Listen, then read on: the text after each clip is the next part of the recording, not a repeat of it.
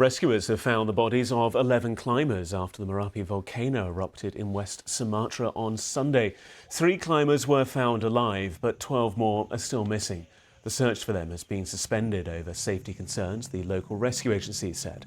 Dozens of other climbers were evacuated from the area. The volcano threw ash nearly 10,000 feet or 3,000 metres up into the air.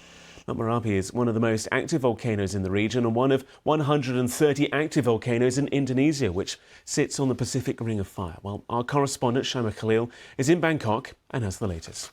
Well, we understand from authorities that the 3 rescued hikers who were very close to the crater's mouth or the top of the volcano, very close to where the eruption happened, they are weak, as the authorities say, and have suffered multiple burns. But remember, dozens of climbers had been making their way through the slopes of Mount Marapi from Saturday. 49 have been evacuated, again, many of them suffering burns as well. And if you look at the footage, it's quite dramatic. What you were talking about there, huge plumes of smoke. And I was watching the footage of through the camera of one of the ambulances driving through the streets, trying to get to the foot of the mountain, to the scene.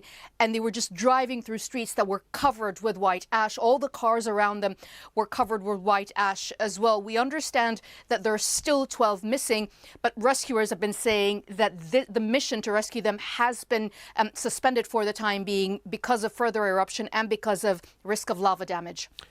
And what are the authorities saying with regards to this rescue operation? Because we've read reports of workers having to take turns to carry the dead and injured down the mountain to the waiting ambulances.